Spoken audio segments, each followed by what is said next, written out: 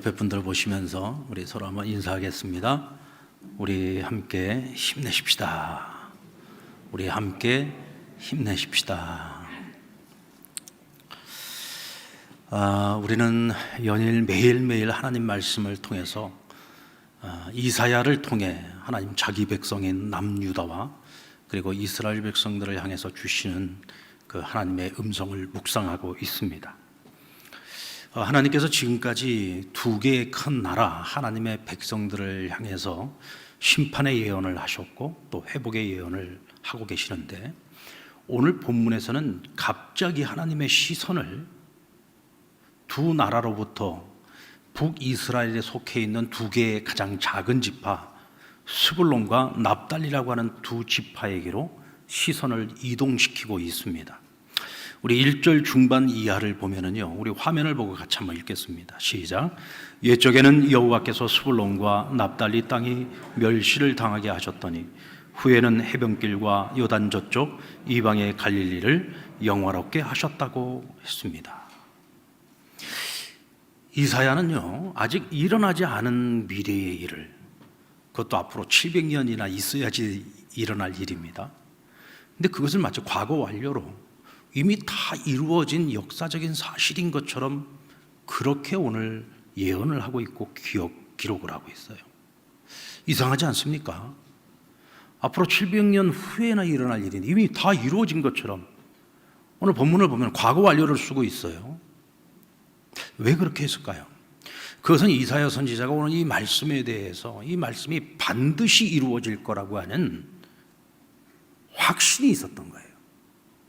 이것은 하나님 내게 주신 계시요, 하나님 내게 보여주신 계시요, 이 하나님의 약속의 말씀은 반드시 이루어진다, 반드시 성취된다. 그러니까 이미 다 이루어진 사건으로서 기록을 하고 있는 거예요.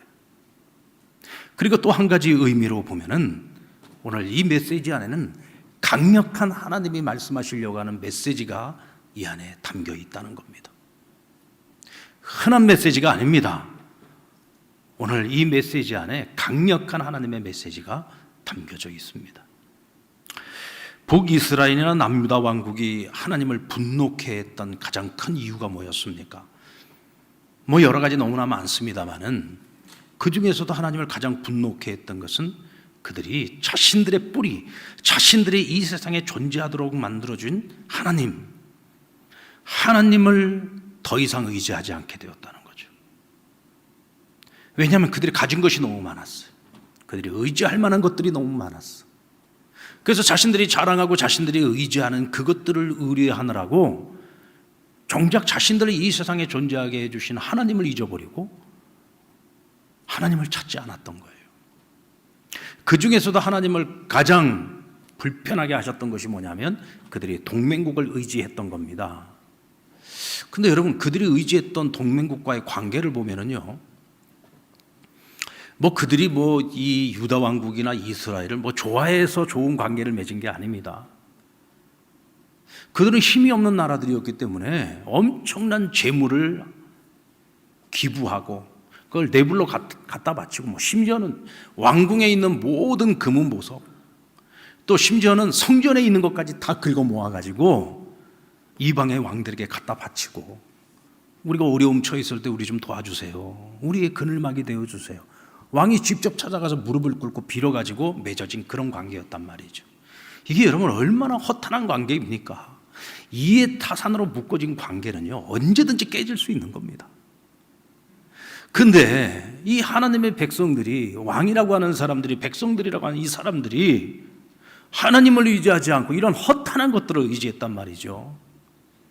그러다 보니까 위장된 평화에 젖어서 그들에게 다가오고 있는 재앙의 날을 전혀 눈치채지 못하고 있었다는 겁니다. 그것이 하나님의 마음을 아프게 했고, 그래서 선지자들을 보내서 끊임없이 회개할 것을, 돌아올 것을 요구하셨던 겁니다. 자, 근데 반면에 오늘 이 북이스라엘의 가장 작았던 지파 두 개, 스불론과 납달리, 이 두 지파를 향해서 오늘 하나님 말씀을 하시는데, 사실 이 두 지파는요, 북이스라엘의 다른 지파들에게도, 자기 동족들에게도 굉장히 멸시를 오랫동안 받아왔던 그런 지파였습니다. 그 이유가 더 억울해요. 그들이 무슨 큰 잘못을 저질렀던 것이 아니고 가나안 정복 전쟁을 끝내고 난 후에 하나님께서 모세를 통해서 그들의 조상들에게 하나님께서 지정하여 허락해 주신 땅이 어디였느냐면 바로 지중해 해변길, 예전 과거에 블레셋 사람들이 살고 있었던 그 땅 해변과 그리고 갈릴리 호수가 있으면은 이 갈릴리 호수의 서편 땅, 그러니까 동편과 북쪽은 시돈과 두로라고 하는 나라를 접하고 있었어요. 그러니까 이쪽 서편 땅, 이 두 개 지역이 스불론과 납달리 지역이었는데 이곳이 이스라엘에서도 가장 북쪽이었습니다. 그러니까 변방이었다는 뜻이죠. 뭐 예전에 우리 과거로 말하면 뭐 고구려 시대라든지 혹은 뭐 조선 시대라든지 이런 때 가장 북쪽에 있어서 여진이나 거란족들하고 같이 국경을 맞대고 있었던 그 지역 사람들하고 거의 비슷한 개념으로 생각을 하시면 됩니다. 그러니까 그들은 본인들이 원했던 것이 아닙니다. 하나님이 지정해 주신 땅이었어요. 그래서 조상들이 물려받은 땅이었기 때문에 그 땅에서 오랫동안 살아왔는데 문제는 뭐냐면 그들이 이쪽 변경 지역에서 살고 있다 보니까 이방 민족들하고 왕래가 많았어요. 그래서 어느 사이에 이방 민족들 가운데 이 땅 스불론과 납달리 사람들의 땅, 곧 이 갈릴리 지역에 들어와서 그들이 나그네로 우고하면서 같이 살고 있었던 거예요. 그러다 보니까 자신들도 모르는 사이에 이방 문화가 들어오기 시작했고 이방의 종교들이 들어오기 시작을 해서 그들이 유대인으로서의 하나님의 백성으로서의 그 정체성을 지키기가 굉장히 어려움이 있었다는 거죠. 그리고 변방 지역이었고 또 그들이 살고 있었던 이 땅이 사실은 보면은요 굉장히 경제적으로는 풍요로운 땅이었습니다.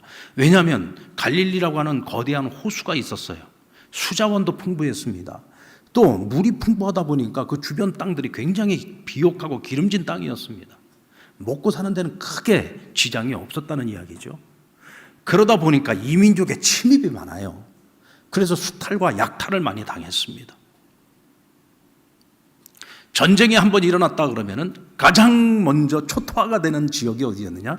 바로 이 땅이었다는 거죠. 근데 여러분 동족 유대인들이 이곳 스불론과 납달리 사람들을 부를 때는 항상 뭐라고 불렀느냐? 이방의 갈릴리라고 불렀다는 거죠. 같은 야곱의 족속입니다. 같은 형제 지파들입니다. 그런데도 불구하고 같은 유다 백성들이 그들을 볼 때 너희는 이제 더 이상 유다 백성이 아니야. 너희는 우리가 다 같은 하나님의 백성이 아니야. 너희는 이미 변할 대로 다 변했고 변질될 대로 다 변질됐어. 너희 땅에는 이미 이방인들이 돌아서 살고 있잖아. 근데 여기는 여러분 역사적인 배경이 있어요. 솔로몬 때에 성전과 왕궁을 짓는데 거기에 얼마나 많은 목재가 들어가고 얼마나 많은 금이 들어가겠습니까? 그때 두로 왕이었던 히람이라고 하는 사람이요. 이 솔로몬의 아버지였던 다윗과도 관계가 좋았고 또 이 솔로몬과 관계가 좋아가지고 그 성전과 왕궁을 짓는 데 들어가는 목재였던 백향목과 잣나무와 그리고 많은 황금들을 갖다가 솔로몬에게 바쳤던 거예요. 그러니까 솔로몬이 얼마나 감격을 했겠습니까? 그래서 자신들의 땅 중에서 일부 성읍을 이 히람에게 하사를 했어요. 선물로 준 겁니다. 근데 바로 그 땅이 어디였느냐? 바로 스불론과 납달리 땅이에요. 이 갈릴리 지역이었습니다. 근데 나중에는 그 땅을 갖다 이스라엘이 이거 우리 거야 소유권을 찾아오려고 하는데도 이미 그들의 조상이었던 솔로몬이 그 땅을 줘버렸기 때문에 방법이 없었던 거죠. 그래서 이 땅은 국경지대로서 변방지방으로서 유대인들만 살았던 것이 아니라 섞여서 살다 보니까 그렇게 유대인들로부터도 멸시를 당하고 조롱을 당하고 나라가 어렵고 힘들 때마다 항상 가장 먼저 핍박을 당하고 어려움을 겪었던 흑암의 세월을 오랫동안 지냈던 지역이 바로 이 스불론과 납달리 지역이었다는 거예요. 자, 그런데 문제는 하나님께서 바라보실 때에 이 스불론과 납달리 사람들보다 북이스라엘의 다른 형제 지파들 그리고 남유다 왕국의 지파들 그들이 하나님 보시기에는 훨씬 더 불쌍했다는 거예요. 왜냐? 이제 그들에게 하나님께서 재앙을 내리실 것인데 그들은 이제부터 잃어버릴 것이 스불론과 납달리보다 훨씬 많아. 왜? 가진 것이 많았으니까.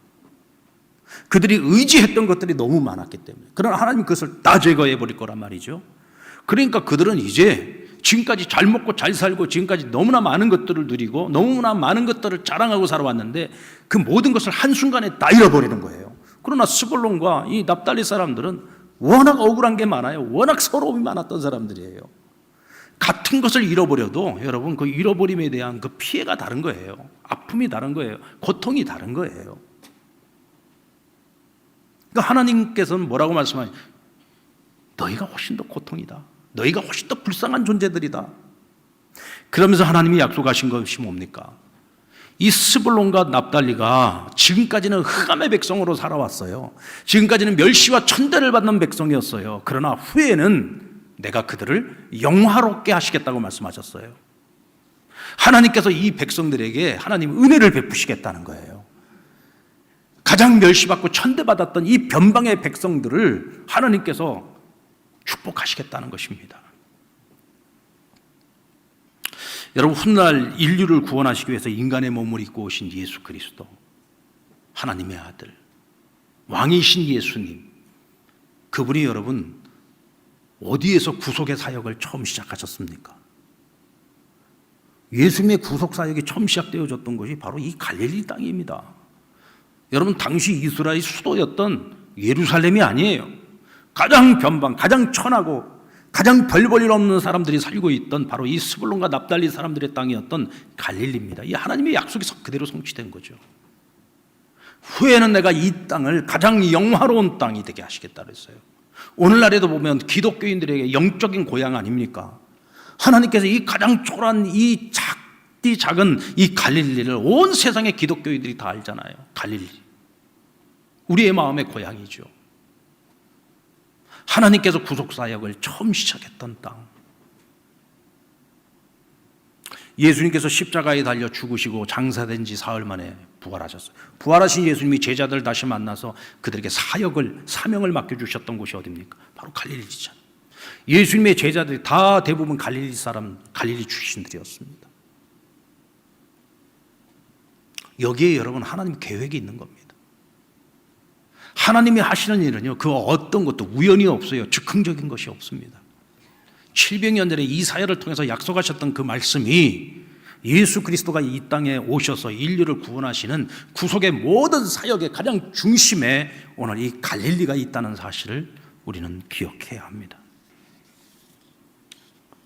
결국 이 예언의 말씀을 통해 하나님께서 말씀하시려고 하는 메시지가 뭘까요? 우리 한번 따라 볼까요? 원인 모를 고통에도 하나님의 선하신 계획이 있습니다. 여러분, 원인 모를 고통이 있어요. 왜 나는 이런 고통의 세월을 보내야 되나? 나는 왜 이 기나긴 고난의 터널을 지나야 하는가? 이유를 알 수 없어요. 내가 잘못해서 겪는 게 아니에요. 원인 모를 고난이 있어요. 고통이 있어요. 불가항력의 고통이 있어요. 근데 여기에도 하나님의 선하신 계획이 있다는 겁니다. 1절과 2절의 말씀을 보면 스불론과 납달리가 고통을 받고 흑암 아래에 있었던 것이 하나님께서 스불론과 납달리 땅을 멸시당하게 하셨다 그랬어요. 그들이 당했던 이 고통이 자의적인 것이 아니라 타의에 의해서 겪었던 멸시와 고통이었다는 거예요. 근데 그 주체가 누구냐? 하나님이시라는 겁니다. 하나님께서 그들로 하여금 멸시와 고통의 세월을 보내게 하셨다는 거죠. 그런데 하나님의 계획은 훗날 그들을 영화롭게 하시는 것이 하나님의 계획이었다는 겁니다. 여러분, 하나님의 은혜는요, 이 세상에서 아무것도 의지할 수 없는 사람들, 가장 작고 초라하고 누가 봐도 불쌍히 여길 수밖에 없는 사람들, 하나님의 은혜는 그들에게 제일 먼저 찾아옵니다. 혹시 내가 그런 사람이다 생각하신다면 여러분 억울하다고 생각하지 마시고요, 하나님의 은혜가 내게 제일 먼저 임하겠구나, 이렇게 한번 생각을 바꿔보시기 바랍니다. 보니까 그렇게 생각하시는 분들이 한 분도 안 계신 것 같네.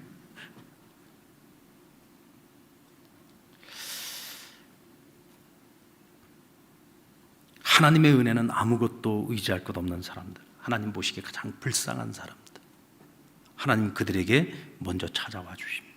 세상에서 전혀 주목받지 못하는 사람들, 정말 별 볼 일 없는 변방의 사람들, 하나님이 그들에게 은혜를 입히셔서 그들을 통해 하나님은 영광을 받으십니다. 세상에 잘나고 똑똑한 사람들 통해 영광 받지 않아요. 하나님은 가장 보잘것없는 사람들에게 은혜를 입혀서 하나님은 홀로 영광을 받으시는 분입니다. 하나님께서 아브라함에게 큰 민족을 이루게 될 거라는 약속을 주셨어요. 그런데 그 결과가 어떻게 됐습니까? 그의 자손들이 애굽에 가서 430년 동안 노예 생활을 합니다. 아브라함에게 주신 큰 민족의 약속이 노예 생활 430년이요. 왜 하나님은 그렇게 하셨을까요? 사실은 이미 아브라함에게 처음에 그 약속을 주실 때부터 미리 예언을 해주셨습니다. 너희의 후손들이 남의 땅에서 430년 동안 종살이 하다가 나오게 될 것이다. 하나님의 계획인 거예요. 왜 하나님께서는 그와 같은 방법을 사용을 하셨을까? 그 기나긴 시간을 보내야 했던 야곱의 후손들은요, 그 이유를 알지 못했어요. 그러나 지나고 나서 돌아보니 그 430년 애굽이라고 하는 그 땅은 하나님이 그들로 하여금 처음에는 70명으로 시작했던 가정이 430년 만에 남자만 70만 명, 그러니까 200만 명이 넘는 큰 민족을 이룰 수 있는 터전을 허락하셨던 거예요. 비록 노예 생활이기는 했지만 그래도 그들이 배불리 먹을 수 있었어요. 굶주리지 않았어요. 그래서 그 자손을 계속해서 번창해 나갈 수 있는 터전을 하나님께서 마련하시기 위해 그 시간을 허락하셨던 거예요. 그리고 그들이 애굽에서 살면서 거의 막판에 이르렀을 때에 사는 것이 너무 고통스럽고 힘드니까 그 전까지는 뭐 그런 대로 먹고 살만 했어요. 그런데 점점 더 그 땅에서 살아가는 것이 고통스럽고 힘드니까 그들이 그제서야 무엇을 기억해냅니까? 우리의 조상 아브라함에게 하나님이 주셨던 약속이 기억나기 시작하는 거예요.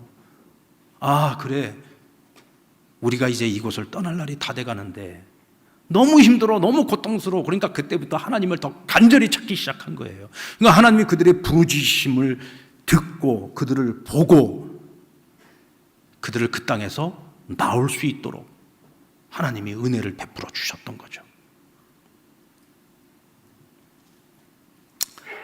여러분, 우리에게 어떤 고난이 있고 고통의 세월이 있었다, 이것이 여러분 우연이겠습니까? 그리스도 안에 있는 우리에게는 그 어떤 것도 우연이 없습니다. 즐겁고 행복했던 날만 하나님의 계획이 아니라 가장 힘들고 고통스러웠고 억울했던 그 시간들조차도 다 하나님의 은혜의 계획이라는 사실을 믿으시기 바랍니다. 모세 역시도 마찬가지죠. 여러분들, 우리가 잘 아는 모세가 히브리인이었음에도 불구하고 애굽의 왕자로 자라지 않습니까? 40년 동안을. 근데 그가 나이 40이 되었을 때 자기 정체성을 깨닫습니다. 내가 내 동족 히브리인들을 위해서 무엇을 해야 될까? 하나님 나를 히브리인인데도 불구하고 애굽의 왕자가 되게 하신 것은 분명히 목적이 있고 뜻이 있지 않을까? 내 동족을 위해서 내가 할 일이 무엇인가를 고민을 하다가 살인자가 됐어요. 미디안으로 도망자가 됐습니다. 40년 동안을 목동생활 하면서요, 꾸미고 뭐고 다 접었습니다. 이제 초로에 묻혀가지고 이제는 그냥 그러고 살다가 죽는 거예요. 아무런 비전도 없었습니다. 그저 한낱 노인에 불과했던 모세입니다. 근데 비로소 그때 하나님이 그를 찾아오셔가지고 출애굽의 지도자로 삼아주신 거죠. 왜 그랬을까요? 아마도 모세는 목동생활 40년 동안 끊임없이 하나님께 물었을 겁니다. 하나님, 대체 지금 뭐 하자는 겁니까? 왜 나를 왕자가 되게 만드시고 이젠 살인자가 되고 이젠 도망자가 돼서 양치기가 대체 뭡니까? 끊임없이 물었겠죠. 40년 만에 하나님이 답을 주셨어요. 무슨 답입니까? 야, 나와 함께 역사를 만들어가는 것은 네 능력으로 하는 게 아니야. 너의 지혜로 하는 게 아니야. 너의 의지로 하는 게 아니야. 오직 능력 주시는 자 안에서만 할 수 있는 거야. 그래서 내가 뭔가를 할 수 있다고 생각할 때 하나님 모세를 쓰지 않았어요. 나는 아무것도 할 수 없다고 생각할 때 하나님이 그를 들어서 비로소 민족의 위대한 지도자로 그를 들어 사용하셨던 겁니다. 혹시 우리들 가운데 여러분, 이유를 알 수 없는 고통과 멸시의 시간을 보냈던 적이 있습니까? 아니면 나의 잘못이 아니라 어떤 불가항력적인 상황 속에서 질병이 왔다든지 어떤 환난을 겪었다든지 혹은 죄 없이 누명을 뒤집어 쓰고 억울하고 고통스러운 일들을 겪었다든지 억울하게 차별을 당하거나 손해를 입었던 시간들은 혹시 없었습니까?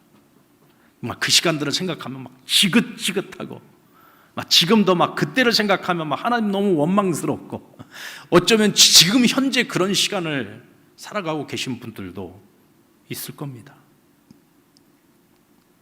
그러나 여러분, 하나님의 은혜와 오늘 하나님의 계획이라고 하는 차원 속에서 한번 생각해 보았으면 좋겠습니다.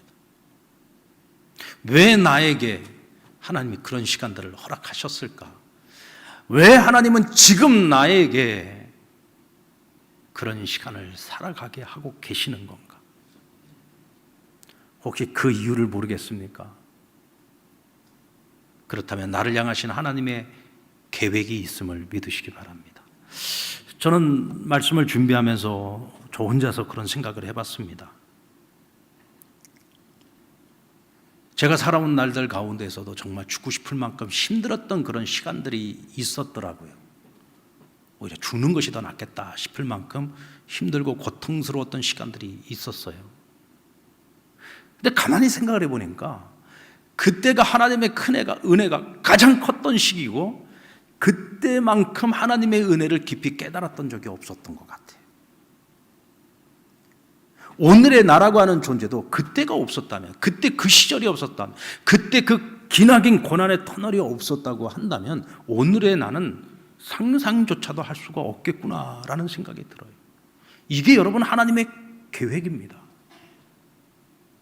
우리에게는 그 어떤 것도 헛된 것이 없어요. 아픔도 헛되지 않아요.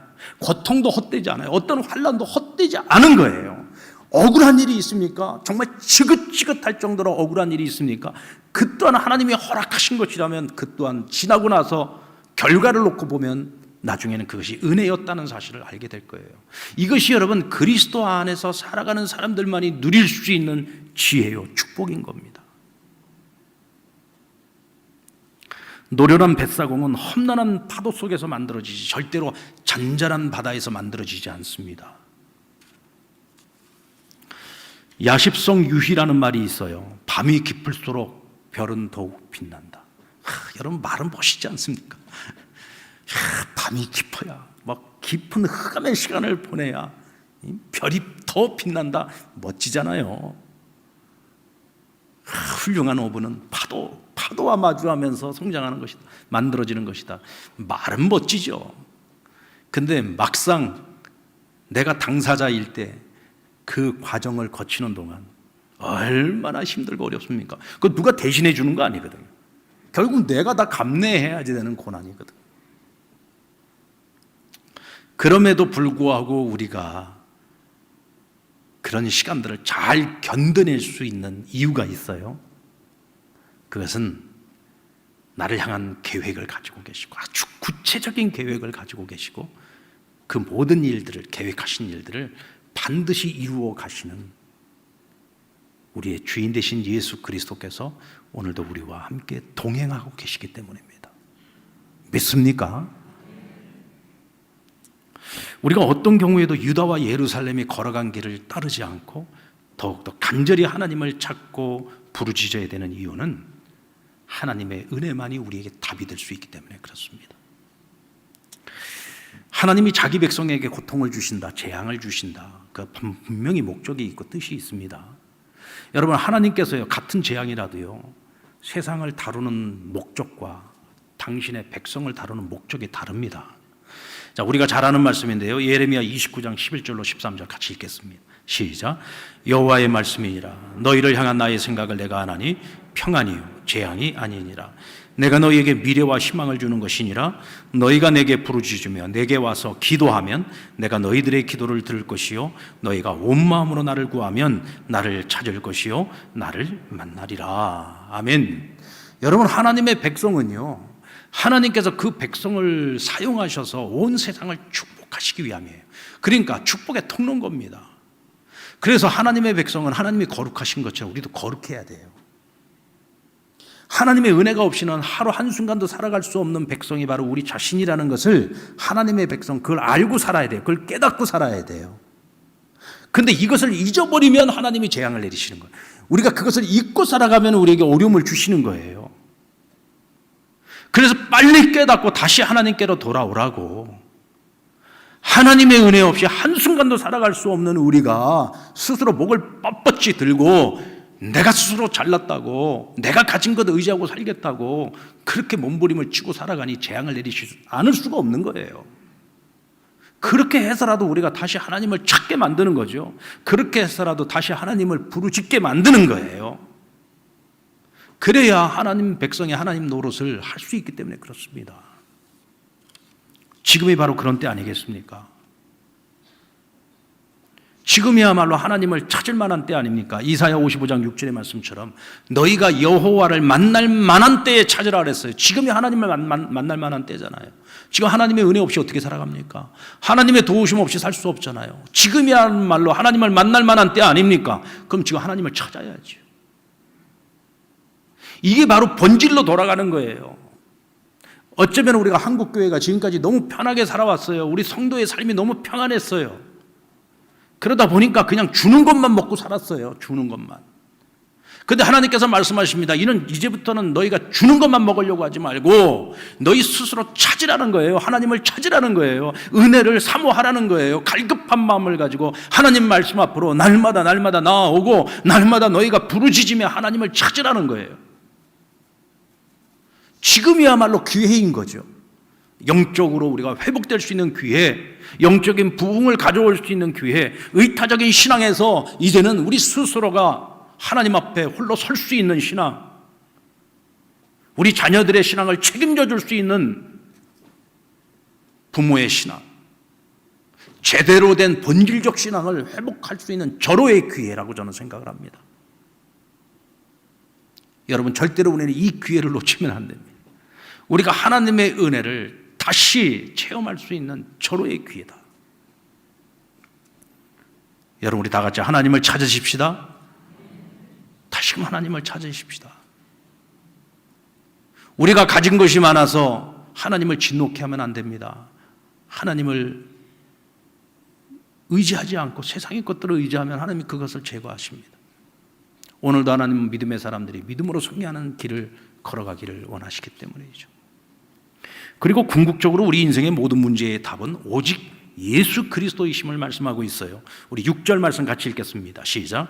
이는 한 아이가 우리에게 낳고 한 아들을 우리에게 주신 바 되었는데 그의 어깨에는 정사를 메었고 그의 이름은 기묘자라 모사라 전능하신 하나님이라 영존하시는 아버지시라 평강의 왕이라 할 것입니다. 앞으로 오실 분 바로 하나님의 아들이신 예수 그리스도를 말씀하고 있는 거죠. 그분이 이 땅에 오셨을 때에 너희가 지금까지 고민하고 있었던 모든 인생의 답, 오늘 이 세상이 고민하고 있는 이 모든 세상의 문제의 답은 예수 그리스도가 이 땅에 오심으로써 진정한 답을 줄 수 있다는 거예요. 세상에는 수많은 철학도 있고 수많은 종교들도 있습니다. 그러나 예수님이 오시기 전까지는 그 모든 것들이 그저 한낱 유리를 통해서 보는 것처럼 희미한 것들이었어요. 마치 안개와 같은 것들이었습니다. 그러나 예수님이 오시면 모든 것이 정확해진다는 거예요. 예수님이 오시면 그 답이 분명하다는 겁니다. 자, 볼까요? 오늘 유다 백성들에게 예수님이 오시면 너희에게 어떤 일이 일어나느냐 7절에 보면 이렇게 약속하고 있어요. 그 정사의 평강에 더함이 무궁하며 또 다윗의 왕자와 그의 나라에 군림하여 그 나라를 굳세게 세우고 지금 이후로 영원한 정의와 공의로 그것을 보존하실 것이라 만군의 여호와의 열심히 이를 이루시리라. 예수님이 하나님 보시는 메시아가 이 땅 가운데 오면 어떤 일이 생기느냐. 당시 유다 백성들은요 이 말씀을 이렇게 받아들였어요. 과거에 다윗과 같은 왕권, 다윗과 같은 그런 왕좌가 새롭게 이 나라 가운데 세워질 것이고 그가 세우는 이 나라가 굳건한 나라가 되어 세상의 그 어떤 나라도 함부로 얕볼 수 없는 그런 강건한 왕권 국가가 다시 이루어질 것을 그들이 꿈꾸게 되었다는 거죠. 우리가 정말 이 말씀 이 자체만 놓고 보면은요, 유대인들이 충분히 그렇게 오해할 수도 있겠다 싶은 생각이 들어요. 그래서 예수님께서 막상 이 세상에 오셨을 때 그들은 예수님을 메시아로 받아들이지 않았습니다. 믿지 못했어요. 왜냐하면 이사야가 약속했던 그 말씀을 보면 다윗의 왕자의 부활이거든요. 강력한 왕권의 부활이에요. 강력한 나라가 세워지고 세상에 어느 나라도 다시금 이 유다 왕국을 섣불리 볼 수 없는 그런 강력한 나라가 이루어지는 것인데, 예수님의 이미지는 그 이미지와는 전혀 다른 이미지예요. 너무나도 온유한 모습이고, 날마다 입만 열면 사랑을 얘기하시고 긍휼을 이야기하시고 섬김을 이야기하시고, 이게 너무 이미지가 다른 거야. 그러니까 예수님 메시아로 오셨는데 믿지를 못해요. 받아들이지를 못한 거예요. 그래서 결국 예수님을 십자가에 못 박아 죽인 것 아닙니까? 죄 한 몸도 구원하지 못하는 자가 어떻게 우리를 구원할 수 있느냐? 오히려 예수님 조롱했어요.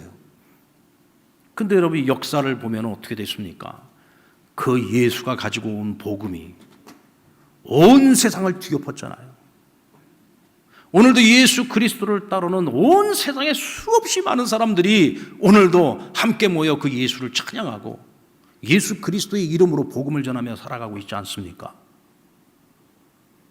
여러분, 어제나 오늘이나 영원토록 우리의 인생의 답은요, 오직 예수 그리스도, 그분 한 분이심을 믿으시기 바랍니다. 예수님께서 이 땅에 오신 이유가 뭐예요? 수고하고 무거운 짐진 자들의 그 짐을 대신 지시기 위함이잖아요. 그래서 뭐라고 했습니까? 오늘 그 어깨 위에 모든 정사를 메었다 그랬어요. 오늘 저와 여러분의 무거운 짐을 누가? 예수님이 대신 짊어져 주시는 거예요. 그래서 예수님이 우리의 주인이 되시는 거예요. 그리고 그의 이름은 기묘자라 모사라. 기묘자가 뭡니까? 우리가 어떤 일들을 할 때 참 신기해. 그럴 때 우리가 기묘하다라고 얘기하지 않습니까? 예수님이 이 땅에 오셔서 행하셨던 모든 일들이 다 기묘한 일들이었어요.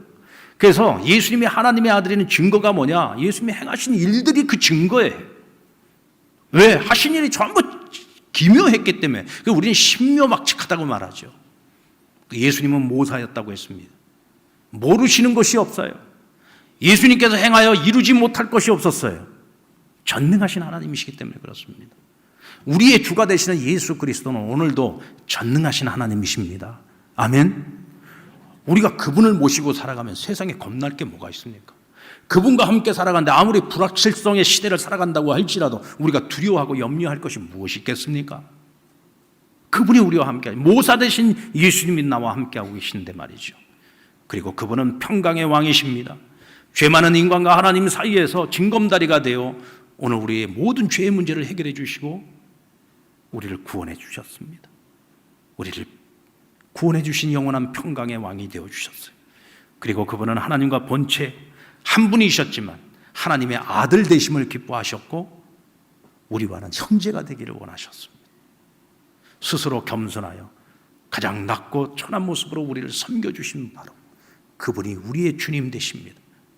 그분이 바로 오늘 우리에게 인생의 답을 주실 수 있고 우리의 길을 인도해 주실 수 있습니다. 여러분, 그리스도의 복음이 우리나라에 들어오기 전에 이 아시아권으로 복음이 들어왔을 때 제일 먼저 들어갔던 곳은요, 중국과 일본이었습니다. 그때 당시만 하더라도 이 조선이라고 하는 나라는요, 정말 이 세상에 이런 나라가 있는지도 몰랐어요. 그냥 중국 대륙에 붙어있는 점 하나 정도로만 생각을 했었던 그런 나라입니다. 그래서 미국과 유럽의 선교사들이 이 아시아, 동아시아 지역에 선교를 하러 올 때는 당연히 중국 아니면 일본이었어요. 조선이라는 나라, 대한민국이라는 나라는요, 아예 그들 머릿속에 있지도 않았습니다. 그런데 여러분, 복음의 꽃을 어디서 피웠습니까? 그 큰 빛이, 이 복음의 큰 빛이 어디 와서 꽃을 피웠어요? 중국에서 망했습니다, 여러분. 그렇게 많은 선교사가 들어갔는데도 중국에 들어간 기독교 망했어요. 그렇게 많은 선교사들이 일본으로 들어갔지만 일본에 들어갔던 선교사들 다 망했습니다. 그런데 마지못해서 하나님이 강권적으로 이끌어가지고 보내었던 이 지극히 작은 변방의 나라, 이 조선 땅에 들어와서, 이 대한민국에 들어와서 복음이 꽃을 피워서 전 세계가 주목하는 한국 교회가 만들어진 거예요. 놀랍지 않습니까? 하나님께서 그 지극히 작은 그 변방의 스불론과 납달리를 영적인 고향으로 만들고 세계 구원의 핵심 지역으로 하나님께서 만드시고 영원한 땅으로 만드신 것처럼 이 동아시아에서 정말 한 점에 불과했던 지극히 작은 이 변방의 땅, 이 땅에서 복음의 꽃을 피워가지고 지금은 여러분 어떻습니까? 세계에서 가장 가난했던 이 나라가 이 영적 부흥을 통하여 하나님께서 경제적 축복을 주셨는데 지금 세계 경제 규모 11위, 12위의 나라를 만들어 주셨어요. 근데 우리가 잘나서 이렇게 됐다고요? 이 나라는요, 이 민족은요, 하나님의 은혜를 잃어버린 그걸로 끝이에요. 희망이 없어요. 소망이 없습니다. 그래서 지금이 기회인 겁니다. 우리가 그럴 뻔했어요. 유다의 길을 걸어갈 뻔했어요. 이스라엘의 길을 걸어갈 뻔했어요. 우리가 가진 것들을 자랑하면서 우리가 스스로 잘나서 이렇게 된 줄 알고 착각에 빠져 있었어요. 그런데 이번 코로나를 통해서 우리가 다시 깨달은 거예요. 그 큰 빛을 통해서 그렇게 영광을 누렸던 한국교회가 오늘날에 이 땅 가운데 빛을 잃어가고 있지 않습니까? 우리가 지금 빛을 잃어가고 있잖아요. 지금이야말로 우리 한국교회가요, 깨어 있어야 될 때요. 지금이야말로 우리가 하나님을 찾아야 될 때요. 지금이야말로 하나님께로 다시 돌아가야 될 때입니다. 신앙의 본질을 회복해야 될 때예요. 우리가 그것을 회복할 수만 있다면 예수님께서는 우리에게 언제나 기묘자가 되어주시고 모사가 되어주시고 평강의 왕이 되어주셔서 우리의 인생에 어떤 문제에도 답을 주시고 이 나라 이 민족이 앞으로 나아가야 될 그 길과 방향을 확실하게 보여주실 것이고 하나님이 이 땅에 주신 그 영광을 우리가 잃지 않도록 만드실 겁니다. 아멘입니까?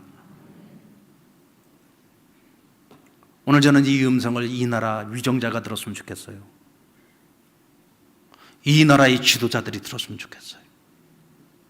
그러나 여러분, 오늘 여기 모이는 우리 한 사람 한 사람이 오늘 이 말씀을 가슴에 담고 우리가 하나님께 돌아가는 노력을 한다면, 하나님을 찾는 노력을 한다면 오늘 우리가 세상의 답이 될 수 있을 줄로 믿습니다.